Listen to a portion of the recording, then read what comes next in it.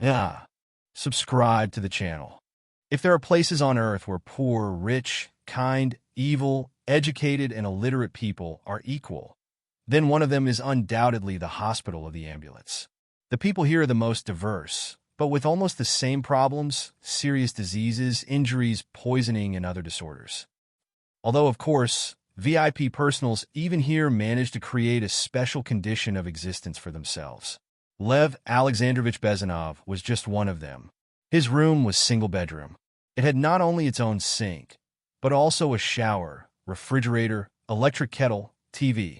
Should I say that the sisterly care in the first category was also special? However, the charm of a poor life did not please Bezanov, who felt inside that his days were numbered. The dangerous illness reached its final stage and now ate up his health with a triple appetite. But even this upset Lvov Alexandrovich the most, and that everything he achieved, that he gained with his knowledge and labor, will now be obtained. Completely alien people. He was going to leave some of the property to the local orphanage. The rest was left to his cousin, who he barely knew. His servants and personal driver, too. He had no closer heirs. 3 years ago, his wife died. She was constantly sick from the misfortune of her family. The grief was so that even the thoughts about what happened were hellish torments for the sleepless. The only daughter disappeared. This happened more than years ago, when the young Lev and Lena with the year-old daughter Yulia went to the dacha. At that time, the dacha was not a place for them to rest, but a big support for the family budget. Therefore, the tired parents from the garden work did not notice how they fell asleep. Julia was sitting at the electrician's window, but when Dad and Mom woke up, she was not there. They raised the alarm, connected the line, then the police, but everything was quiet. The girl disappeared. A year later, Lev Alexandrovich began to ask his wife to give birth to another child. But the killed Lena, in grief, could not find the strength to give love to the missing daughter. We're incurable from the past. Lev Alexandrovich silenced the pain of his hard work. He was a physics student. He knew several foreign languages, so, in addition to science, he was teaching translations of technical literature and other work that gave him good income. Over time, he was appointed as the head of the department and then the director of the NIA, to which he began his journey into adult life. Frequent trips to foreign conferences, communication with foreign colleagues, and the domestic scientific community were for him the same sand where he hid his head from the misfortune that had hung in the family.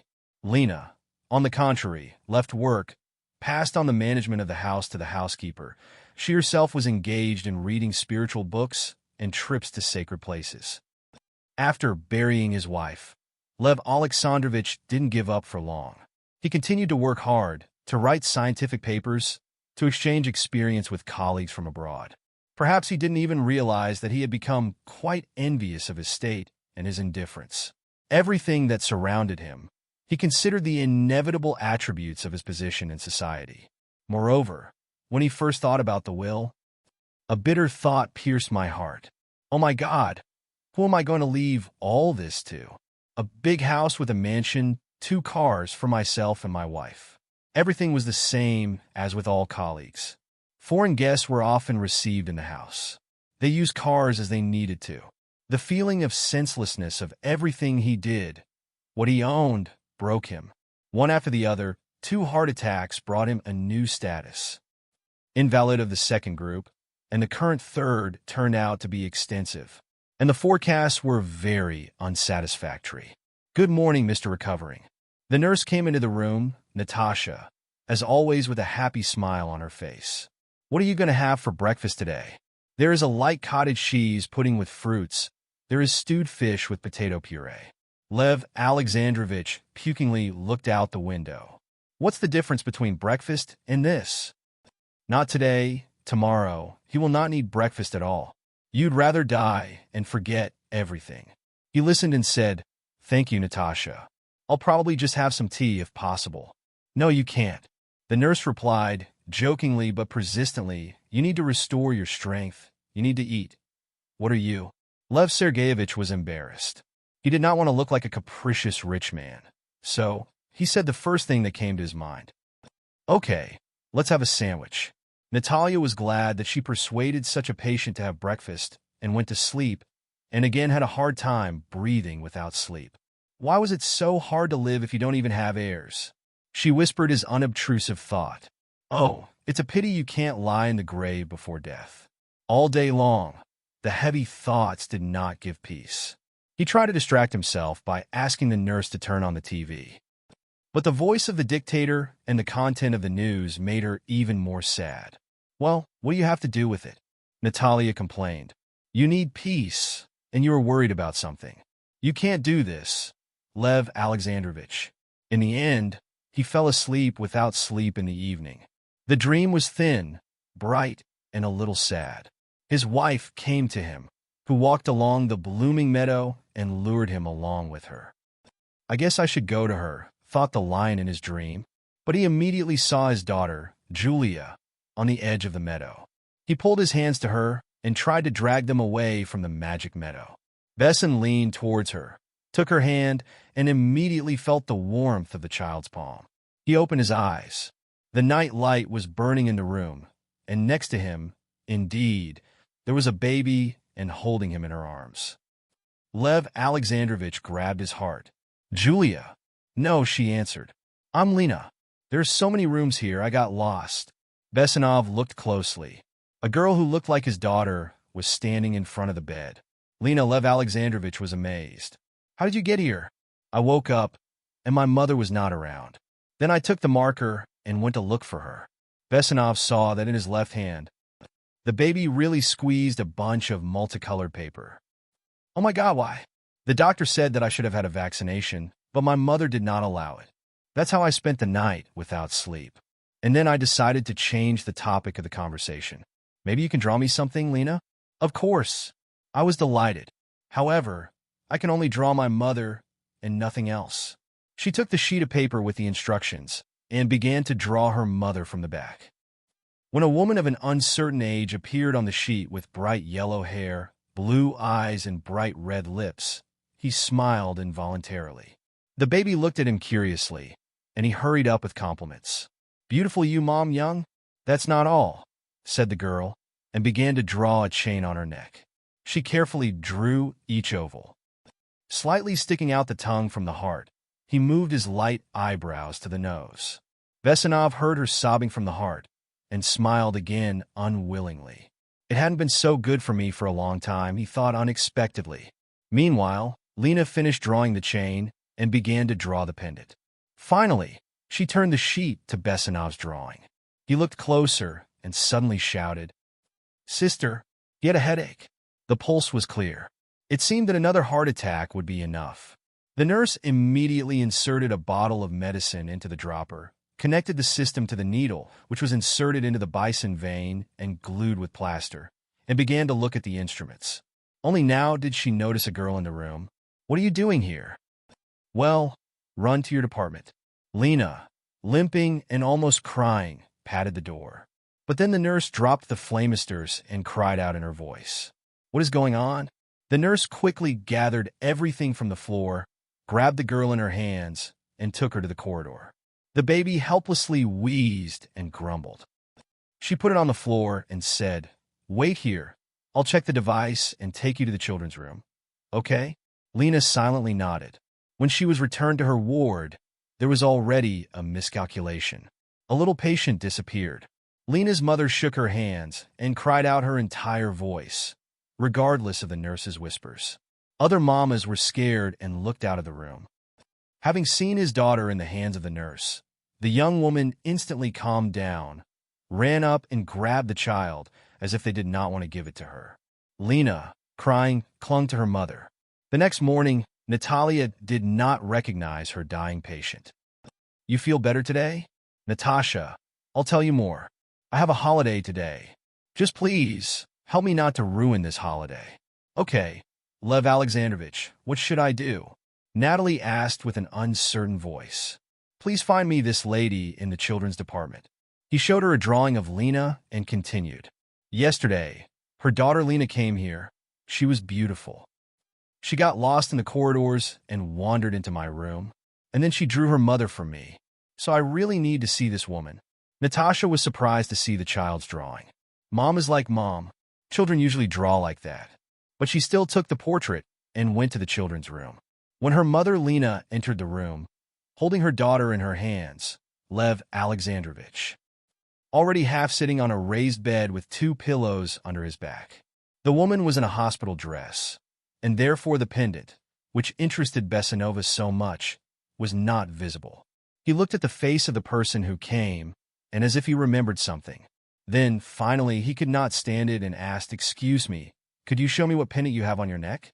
She took out the chain and came closer. Besanov looked at the pendant.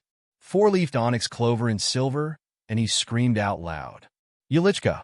The woman was shocked and began to look into the face of Lvov Alexandrovich. "Actually, by passport my name is Anastasia," she said, "but I remember sure that my parents call me Yulia. Only it was a long time ago. My girl," he said, "you still found yourself?" Nastia, still not understanding what's going on, looked at the daughter she had left in the middle of the room. The girl pointed her finger at Besanov and said, "This is the same old man I told you about yesterday." Anastasia once again looked at Lvov Alexandrovich's face. "Do you want to say that I am your daughter?" Most likely, she answered in a trembling voice. "Do you remember how you got lost?" "Of course I remember," said Anastasia and Julia. "We were on the train, my parents fell asleep, and then the wandering musicians were passing by the car. And the boy with a little puppy on his hands lured me. I got up and followed them." Lev Alexandrovich grabbed his head. "Oh my God, to wake up my own child, to sleep the whole life." Meanwhile, Julia continued, "When we got off the train, I was taken to some kind of cellar, fed and changed into another clothes. I saw that I was brought other people's things and thought that they would probably take my pendant. So I quietly took it off and put it in my mouth. Then I hid it all my life." "Didn't you cry? Didn't you miss us?" I asked without sleep. "I cried, but they told me."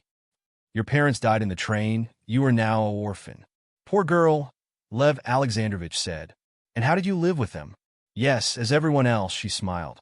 "They forced me to walk on the trains, to ask for mercy." "What a horror," Tolka repeated without sleep. Julia clenched her lips.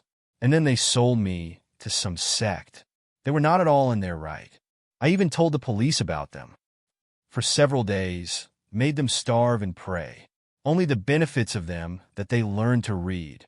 And then, when I turned, they brought me to their chief priest and left me in his harem. I was cleaning in his library. I read a lot of books there. And he told me that we must give birth to real people, and those who now inhabit our land need to be exterminated. I have not read such nonsense in any book. Our sons were taken away as soon as we stopped feeding them. They were told that they needed male upbringing, and daughters were allowed to be left until they were. Children often got sick and died because they were not given any vaccinations. They were told that after the vaccinations, the children would stop being clean. That's how my knee was not given to be given, and it was infected with poliomyelitis somewhere. When we got here, she was all twisted like a tattered. She comes here? Oh, baby, only in dreams now come.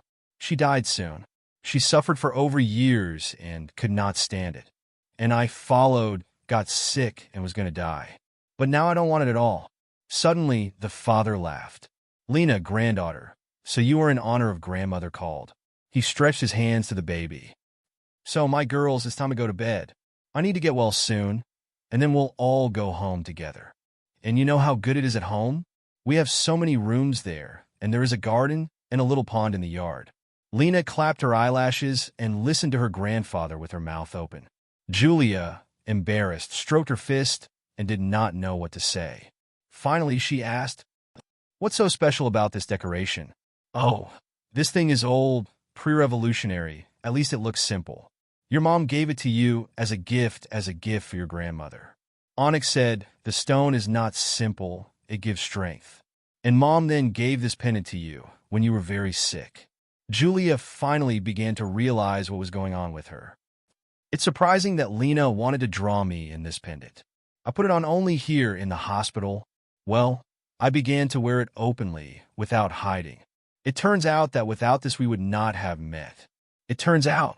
I smiled at Lev Alexandrovich. "Only let's agree. From this moment on, you call me Dad and Lena will call me Grandpa Leova. Agree, my dear?" Julia and Lena looked over and, as if on command, rushed to hug him because they had no one closer to him on this land. Lev Alexandrovich developed a stormy activity and paid for Lena to conduct an examination of her stature. As it turned out, they did not fix it in terms of the quota, but paid, guaranteed, almost 8% solution.